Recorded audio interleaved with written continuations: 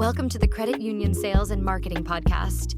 Your hosts, Bill McKenna, Paul Robert, and special guests discuss ideas for creating alignment in your sales and marketing efforts and ways to accelerate growth. Now let's get started. Hey, look at us, Bill. We're the Red Twins today. It's not like we planned our wardrobe or anything, right?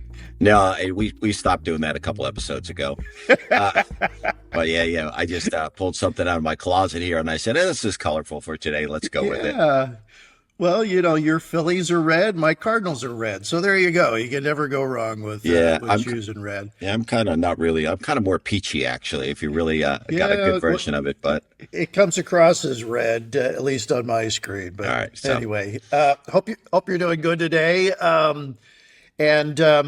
This is the Sales and Marketing Podcast, Bill. Today we're going to talk largely about sales, not exclusively, but largely about the sales half of that equation. It's an important part of credit unions being successful, isn't it? It definitely is, yeah. And it's one of those things we've mentioned before that sometimes it's a 5-letter word in credit unions, the word sales, because we've heard the stories, which we'll talk about today, of organizations or banks that have been so sales driven that they've actually lost the personal touch and the customer service that it should be about. It should be about value and not selling. Yep, absolutely. There's definitely a right way and a wrong way of doing it. And, we went through a long period, I think up until about 10 years ago, Bill, where more people did it the wrong way, I think, than the right way. And so hopefully now we're seeing the other side of that, the back side of it, where people are doing it the right way. Yeah, and I think it's actually I was having a discussion yesterday with a guy who does some sales work for different people. And I think it's easier to try to say, we need more sales. And so we start talking about the things like, let's talk to more people. Let's make sure we're follow up. Let's make sure we send out more of this or do that.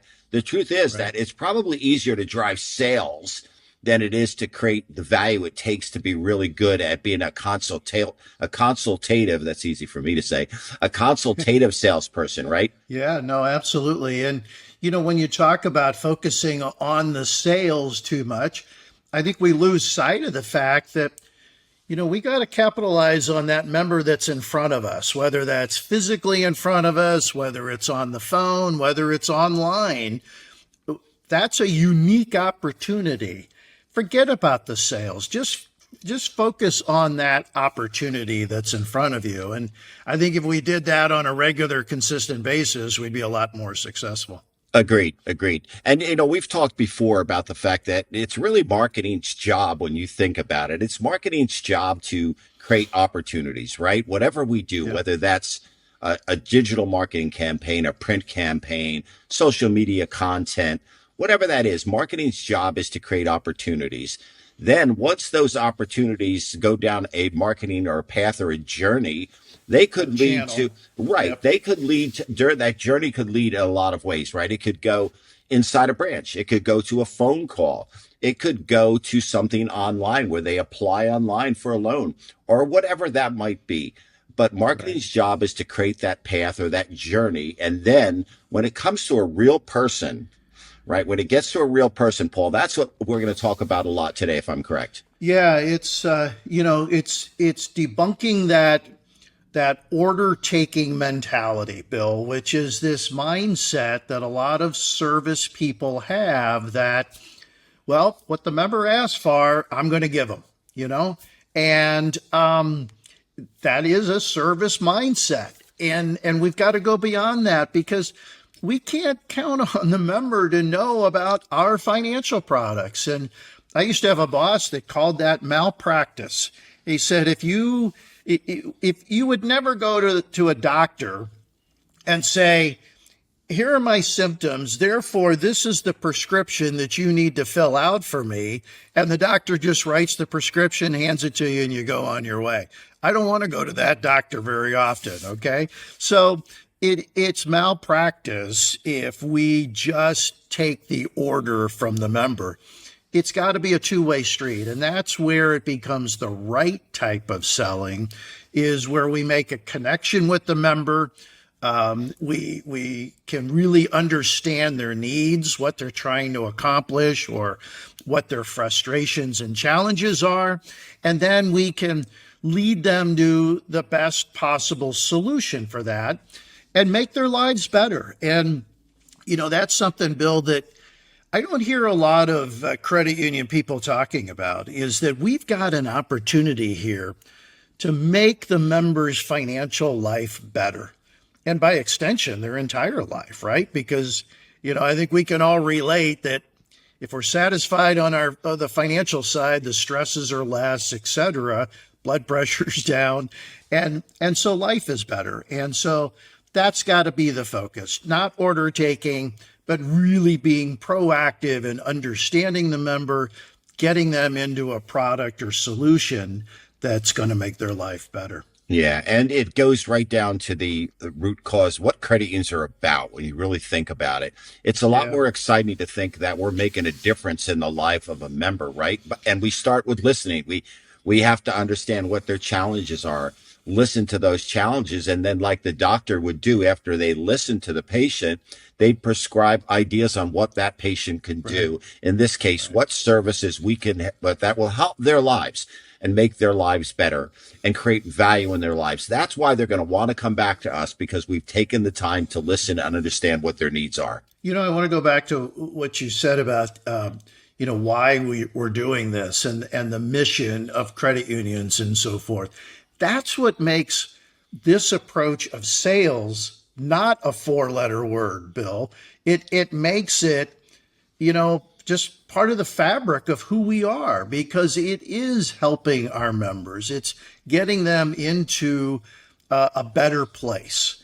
And, that was the origin of credit unions, wasn't it? It was people helping people. Well, here we're helping people to improve their financial lives. So I encourage anybody who's watching or listening to this, tie your sales efforts to your mission, vision, and values. Tie it to the essence of who you are and what a credit union is, because that's really what we're trying to accomplish there.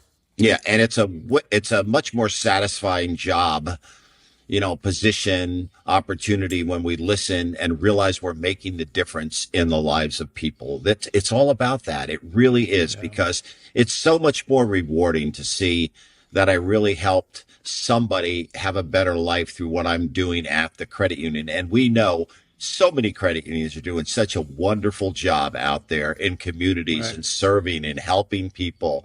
And we know that the credit unions are all about that. As we do this podcast, one thing that occurred to me is we have a lot of really successful credit unions out there, don't we? It's different than years ago. And they're just getting better and better, Paul. We see a lot of them that have been so successful and grown. And yet we see quite a number of them also that are struggling to figure out how to get to that next level.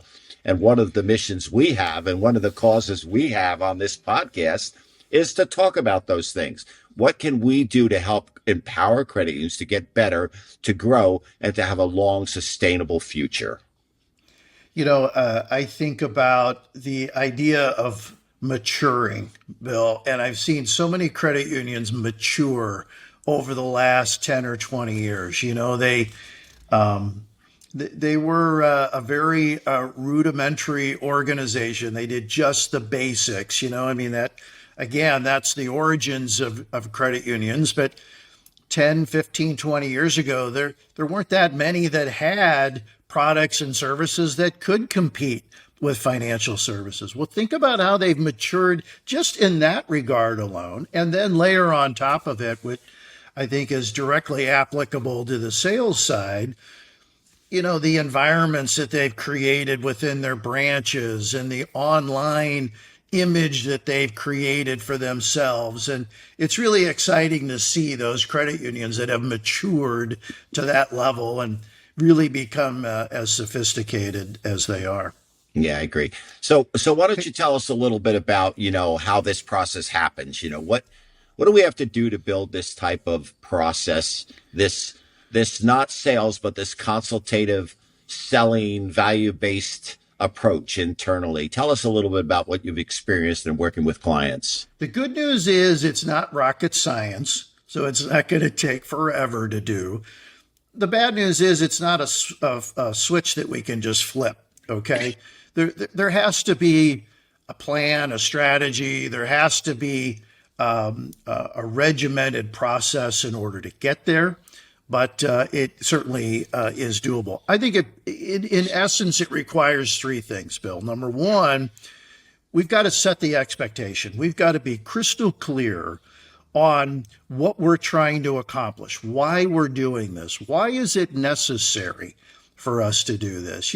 Just like any type of change, Bill, and old guys like us fall into this category. It's like, can't teach an old dog new tricks, right?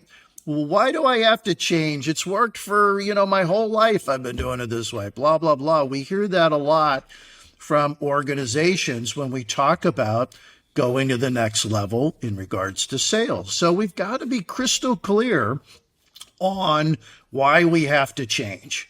What does that look like? What does sales look like for us? Because you know that if we ask 10 people to define sales, you might get 10 different answers and 9 of them are going to be negative, right? So we've got to get ahead of that dialogue, and we've got to define what sales means to us. So setting the expectation is the first step. And marketing can help with that, right, Bill? I mean, that's a big part of branding. That's a big part of the messaging that we want to get out to the public, is who we are and why we do what we do and why we do it the way we do it, right?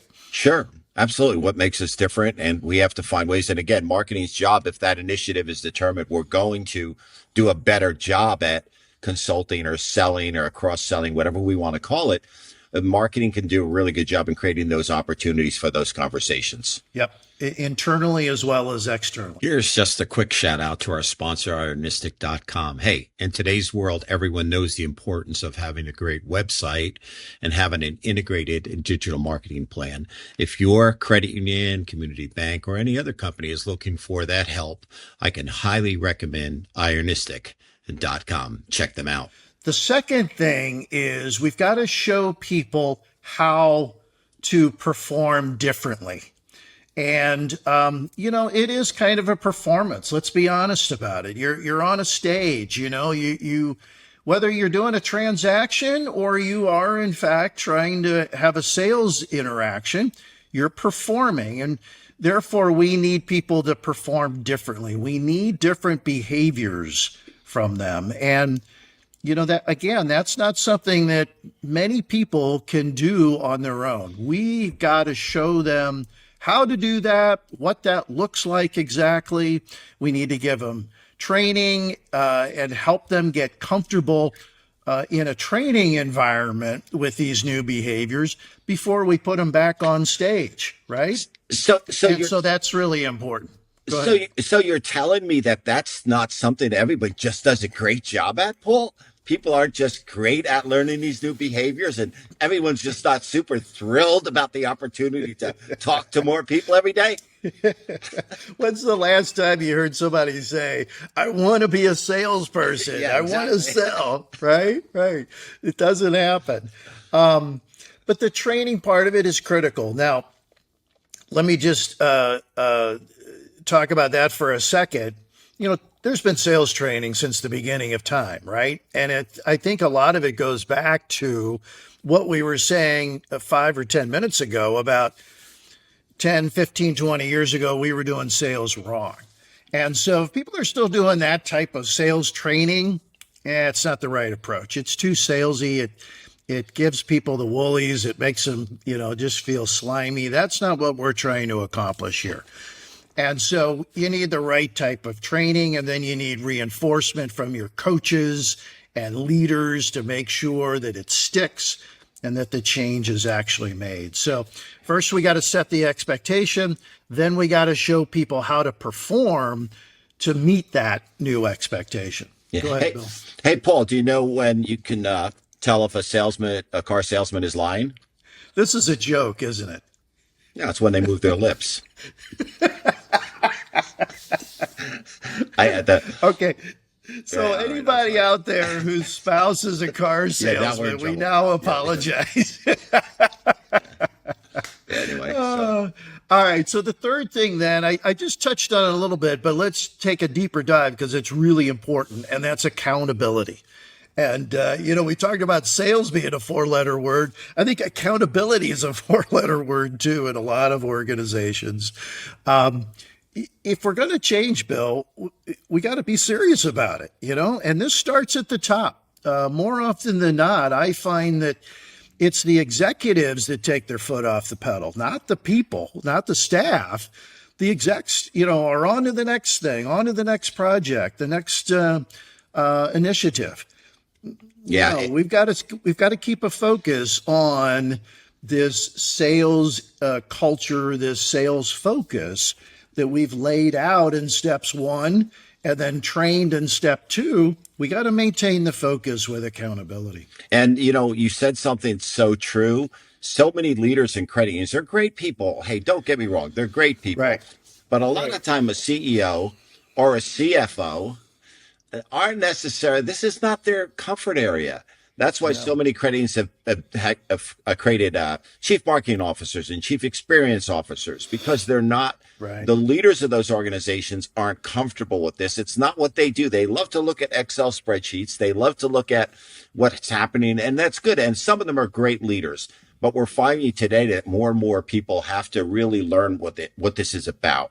And the organizations that embrace this, the things you're talking about, are really the organizations that are going to grow and move the needle. No question about it. You're exactly right. Well, it's just been amazing over the years how many times a CEO has said, "Oh, we don't want to do that," or our people can't do that. And then, we'll do a focus group with frontline people and they're like, "Man, I'm trying to ask people, more about their financial needs and I'm trying to help them." And it's like, that's sales. Your people want to sell more, but it's oftentimes the execs that are holding them back. Not all the time, but sometimes that is a part of the issue. Yeah. When we talk about the accountability, Bill, it really has to permeate throughout the entire organization. So let's just talk about coaching for a quick second. Yes, your immediate boss has to coach you on what you should and shouldn't be doing. Again, reinforcing what you learned in training. But the coaches need coaching too. And then those coaches need coaching. So in other words, back to the CEO, it's got to start at the top and trickle its way down. Another thing, job descriptions have to be changed. And we have to note in the job description that sales is an important part of your job. I've seen too many credit unions where they've gone through sales training. Then we've looked at the job description and there's nothing in their job description that says that they need to be selling. Well, then what's the point of doing the sales training? And then on the back end, performance reviews. Again, if we're going to say this is important to our future and we're going to put you through training and we're going to give you the coaching, but then at the end of the year, we don't have anything or something that's buried on page 3 at the bottom of page 3 that talks about sales, what message is that sending?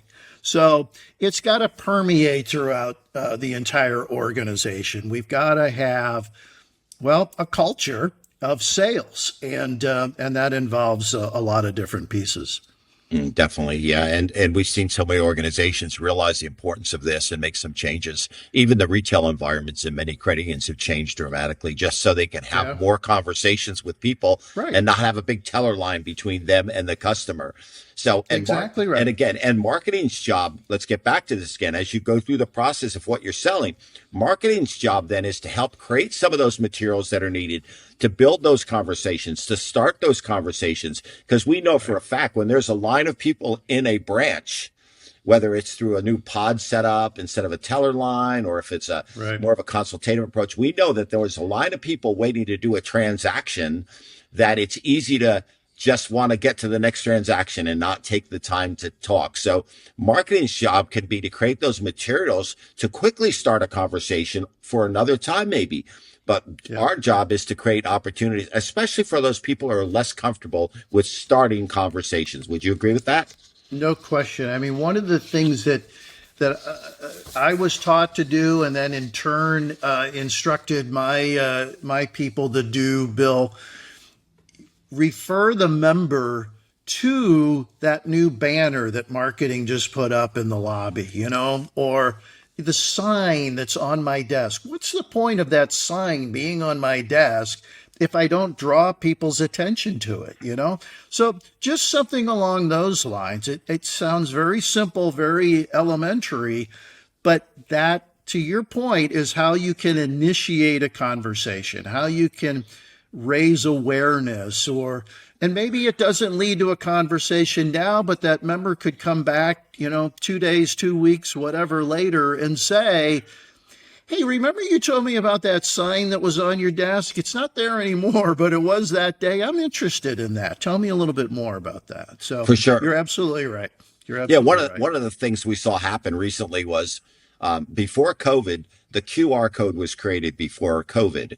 The QR code was an interesting way to quickly engage someone with their phone. Then COVID came, but the QR code was kind of dying out. But then COVID came, and QR codes became so popular, and ever since then, now they haven't left. So perfect example of what you're saying, through a simple QR code on a sign at the teller branch where they could scan it quickly and engage it, or a little buck slip they take home with a QR code. Make it easy for them to begin that journey. That's just one simple example, but that's a tool to continue that conversation, to continue that marketing journey. Hey, let's put a different slant on that with the QR code. We did a podcast recently with Jason from Reviews Up, and in his world, or with his product, the member takes a picture of a QR code or something similar and then goes online and does a review. Okay, that's another way to initiate a conversation with a member, is to say, hey, we really value your feedback. We want to hear from you how you think we're doing. Would you mind going on to the site and giving us a review? Or conversely, talk about the positive reviews that you've had. That's another way of starting a conversation, is to say, a lot of members like us for this. How about you? Is that important to you? Again, to your point, Bill, how do we initiate the conversation? That's really what it's about for a lot of people. Yeah, that was a great episode, by the way, Jason Causa from Reviews Up. If our listeners get a chance, they should definitely listen to that one, because there's some great things doing reputation management and the importance of online reviews and getting more of them. Yep. Hey, I want to go back to and make one other point about accountability, and then I know we probably got to wrap up here pretty soon. But a lot of times we see credit unions will create goals, a sales goal environment. And then invariably, maybe not at the outset, but eventually that leads to sales incentives, right? And we think that if we just put a carrot out there, people are going to do something different in order to achieve the carrot.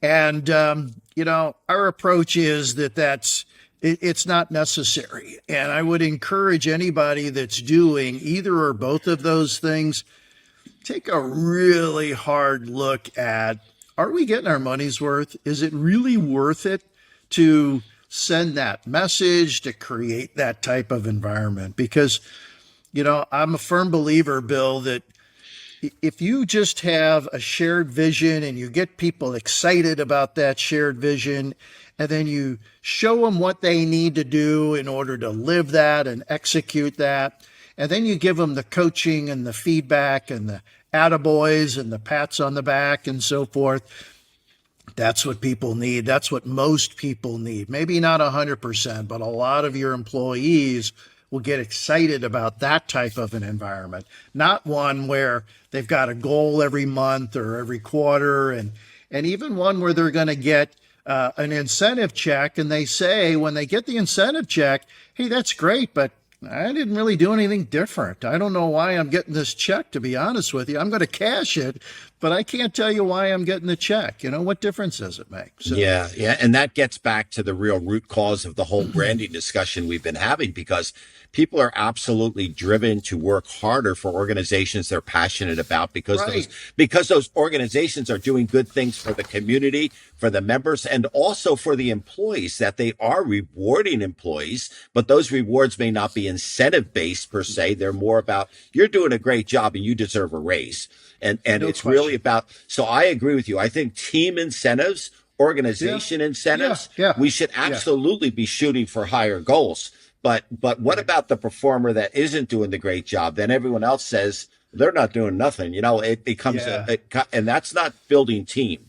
No, I would say that's an accountability issue again. That becomes a performance issue, not a sales issue. It's a performance issue, just like if they weren't balancing, or just like if they weren't, if they were being surly to the members.